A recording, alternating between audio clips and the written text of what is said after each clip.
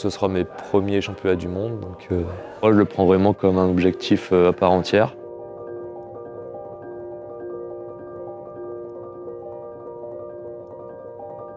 J'aurais jamais imaginé faire du tennis de table de toute ma vie. J'espère que c'est le début d'une grande aventure.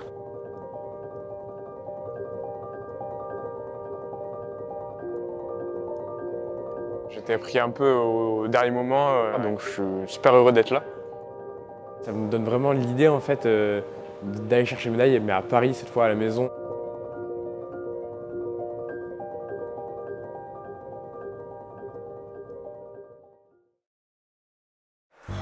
Grenade, novembre 2022, c'est le début du chemin qui mènera Clément, Flora et Lucas vers l'Olympe, dans 1 an et demi à Paris. À 19 ans, Lucas Didier ouvre le bal et pour son premier match dans un championnat du monde, il affronte déjà un ogre, Lev Katz, numéro 2 mondial. Peu importe on fait le classement de l'autre, si on est au monde, c'est quand même qu'on est bon, qu'on arrive à mettre en place des choses, donc n'importe lequel des concurrents peut mettre en danger même la tête de série numéro 1, numéro 2, numéro 3, et donc sur 3 sets, ça se fait très vite. Je me rappelle, on a pris le tirage dans le bus, je lui ai envoyé la photo, je lui ai dit t'as vu ? Et il me dit ouais c'est archi jouable, enfin il y croyait vraiment.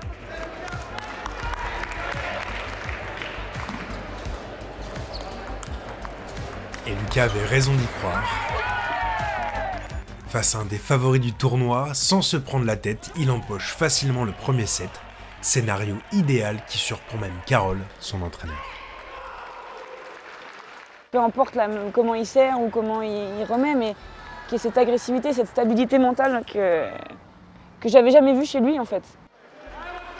Je lui ai surtout dit, encourage-toi, ça va te permettre de rentrer dans le truc. Et il l'a fait en fait, je crois qu'un des 2 premiers points, il s'encourage. Il a été agressif et le fait d'être dans ce mode de fonctionnement, il a fait les choix tactiques parfaits au bon moment à chaque fois.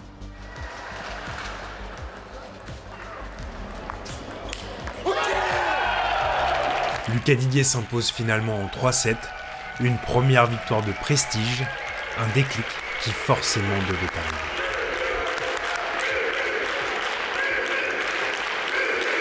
Je pense qu'il avait besoin d'un match référence pour se rendre compte qu'il est capable d'aller chercher le top 4 mondial, quoi. Faut pas oublier que Lucas, il a une wildcard, quoi. Et il devait pas être là. Donc c'est pour ça qu'on a fait beaucoup de comptages, c'est pour provoquer un peu une réaction d'orgueil chez lui, quoi. Cette réaction, c'est à l'INSEP, une semaine plus tôt qu'elle s'est faite. Avec Flora et Clément, Lucas avait retrouvé les membres de l'équipe de France. Une équipe déjà expérimentée qui devait retrouver un nouveau souffle, Paris 2024 en tête. La génération précédente arrivait en fin de carrière, parce qu'on est quand même un sport qui arrive à maturité plus tardive que d'autres sports. Entre Londres et Rio, il n'y avait qu'un nouveau sélectionné, c'était Matteo Boeas, et entre Rio et Tokyo, qu'un seul nouveau sélectionné, c'était Clément Berthier. De la détection jusqu'à la création du projet autour du sportif, vraiment, je pense qu'on est meilleur dans l'accompagnement. On a eu beaucoup de jeunes qui ont émergé assez rapidement. Ouais, l'équipe de France, elle vit vraiment bien parce que on a créé des liens, que ce soit dans le ping ou à l'extérieur. On se dit que pour eux, tout est facile, vu que maintenant, ils sont au plus haut niveau, ils sont tous très forts, donc ça peut être dur psychologiquement pour nous, les jeunes qui arrivons, et en fait, ils nous apportent énormément de conseils, et puis plein d'anecdotes et tout, donc c'est trop cool. Je vais bugger. De toute façon, c'est toi qui commence, là. Oui. Bah voilà. Bonjour, je vais vous présenter Flora Vautier de la SPCJ, classe 4, Benjamin de l'équipe de France, tiktokeuse de renom, son profil gauche à la vie et à la mort. J'adore les réseaux sociaux.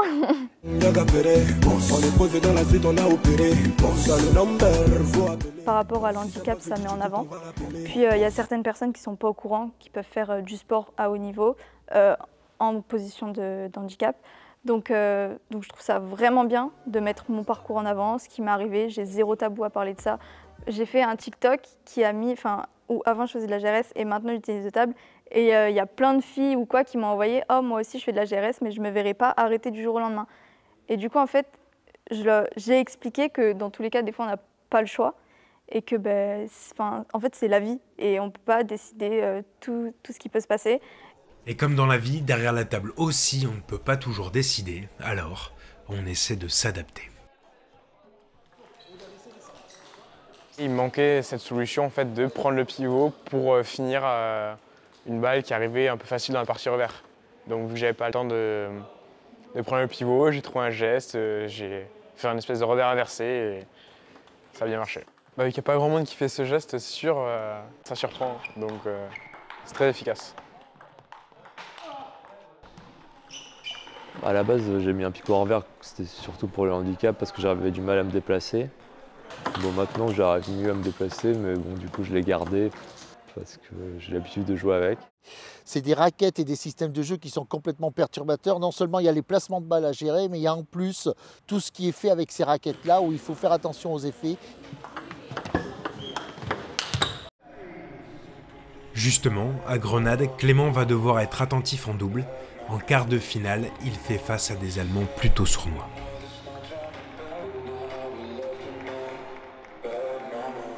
C'est le mec qui tourne autour de Raoult qui contrôle. C'est là qu'il faut tilter ou mettre la balle.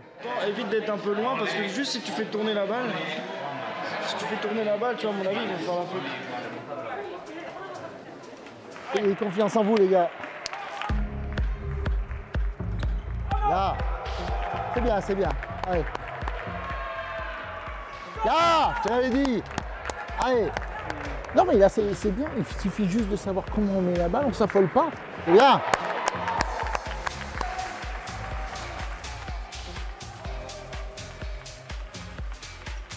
Oh yes. T'as quand même gobé, hein, mon salaud, sur le service. L'occasion était trop belle. Pour la première fois, Esteban et Clément s'assurent ensemble une médaille internationale. Résultat logique pour un double qui se construit depuis 2021. À Tours, ça nous arrive d'aller boire des coups ensemble, d'aller manger ensemble, de partir en festival ensemble. C'est vraiment important d'avoir cette complicité parce que c'est un avantage. Quand on est à la table, ça permet d'avoir, je pense, d'être plus indulgent envers l'autre et envers soi-même aussi.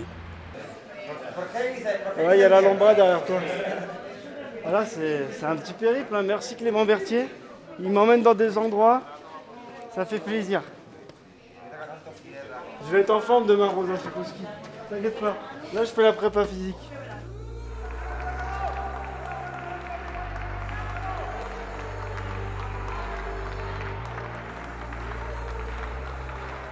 Mais le lendemain, en demi-finale, face aux Thaïlandais, une paire qu'ils n'ont jamais battue, cette complicité est mise à rude épreuve.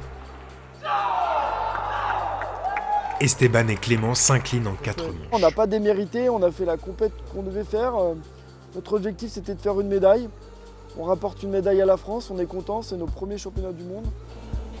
C'est bon, j'avais pas des tartrages avant encore. Celle-là, elle est stylée.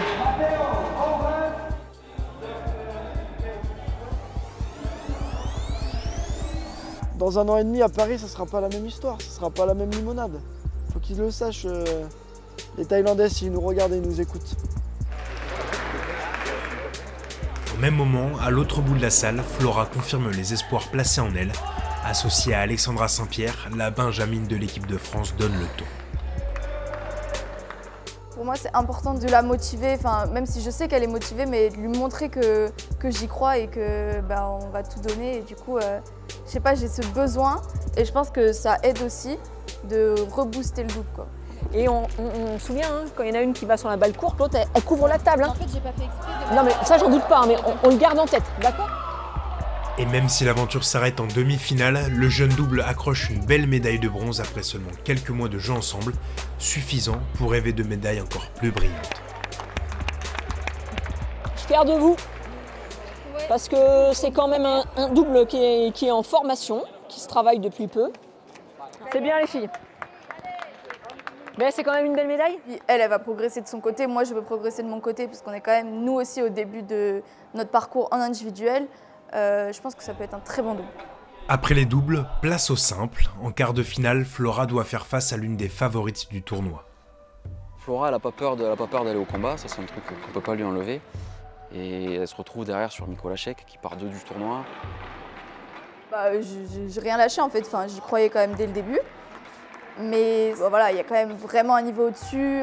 Quand les balles, elles ont énormément de rotation et tout, j'avais un peu du mal. Forcément, j'étais déçue de perdre ce match. parce que c'est quand même le match juste avant la médaille, ça m'a mis un coup. J'avais pas envie que ça s'arrête là comme ça, mais je dirais qu'il reste beaucoup de travail et qu'on n'est qu'au début. Au-delà du fait qu'elle ait pris de l'expérience, c'est indéniable, mais elle s'est, à mon avis, encore plus approprié son projet.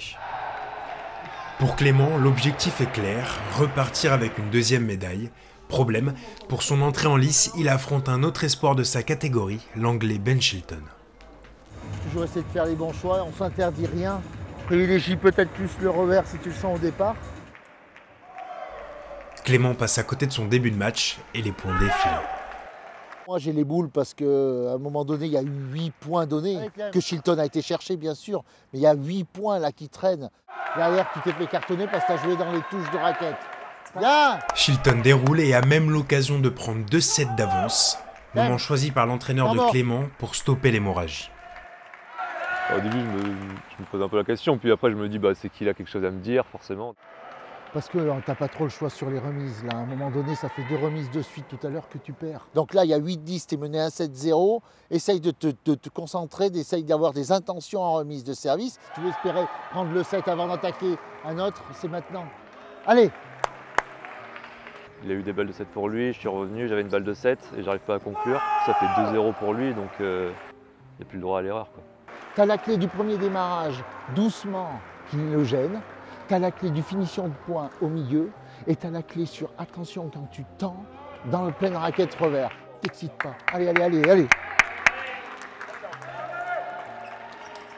Bien, super. L'électrochoc fonctionne. Clément se remet à l'endroit, remonte 2 sets de retard et arrache une manche décisive. Il ne lui faut pas de rythme, c'est soit un coup terminal, soit pas de rythme dans le plein coup droit, donc là, il va continuer, je pense. On n'oublie pas le service bombe. La fin de match est irrespirable, Clément est même à 1 point de la victoire, mais l'Anglais, plus solide dans les moments importants, triomphe finalement. On est dans le détail, un mauvais début de set, une balle de 7 pour essayer d'être à 1 partout, une balle de match pour finir, voilà. C'est ça en fait qui fait que le match il se le rend très difficile. Et sur la fin, il y a match. Hein. Voilà, tu rentres le truc. Clément, il va falloir qu'il commence à s'exprimer réellement avec son caractère, qu'il va falloir qu'il s'exprime sur des compétitions comme ça, élimination directe, oui. Je tiens à dire que j'ai failli casser une télé à cause de son match, voilà, c'est tout. J'ai lancé une bouteille dans la télé de l'hôtel. Excusez-moi. J'étais un peu énervé, plus que lui à la table. Qualifié en quart de finale après son incroyable performance, Lucas se trouve dans une situation inédite. Heureusement pour lui, son compagnon de chambre Matteo Boeas, les matchs en jeu, lui, il connaît. En 2021, aux Jeux de Tokyo, il avait remporté la médaille d'argent en simple. On commence à avoir une équipe qui se renouvelle, donc il faut que ceux qui sont là depuis plus longtemps leur apportent des petits trucs que nous on nous a apportés avant. Donc je sais pas si j'essaye de le faire avec lui, mais je lui dis 2-3 trucs de temps en temps quoi. Mais il est grand et à 20 ans maintenant, il se connaît quand même de plus en plus. Donc, Lucas est grand et pour la première fois de sa vie, il joue pour une médaille mondiale. Il perd un peu ses moyens. Ça l'énerve et puis du coup il est plus lucide. Au coaching, il avait la bouteille, je sais pas si ça se voit, mais ça tremblait, je le sentais, mais à 1000 à l'heure. Je sentais le Hongrois qui était capable de l'embourber dans son jeu, de le faire jouer, etc. Et je prends temps mort et je crie plusieurs fois temps mort. Et il veut pas venir parce qu'il a pas envie de le prendre. Et je lui ai dit, mais t'as changé de visage, Lucas. Et donc si tu continues dans cette voie, tu vas pas t'en sortir en fait.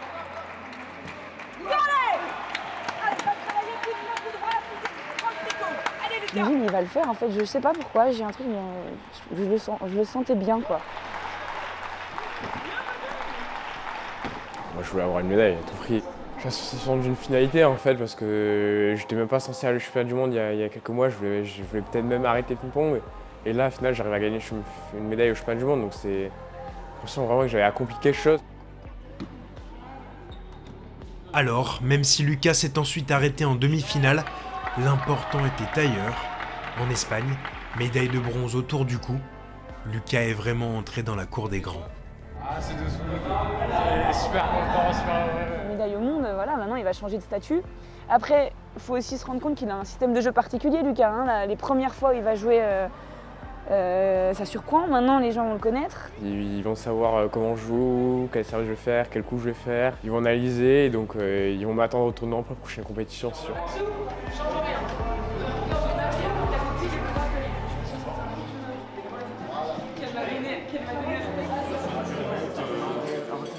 Des athlètes voilà, qui maîtrisent leur jeu, qui savent ce qu'ils ont encore à aller chercher pour le grand rendez-vous qui nous attendra. Et on est en route vers ça, on travaille collectivement pour ça. Dans les 2 ans qui vont venir, parce que c'est un chemin qui est long, on ne fait que commencer, tout peut se passer. Donc, soyez confiants en vous et en route pour les Jeux et les filles.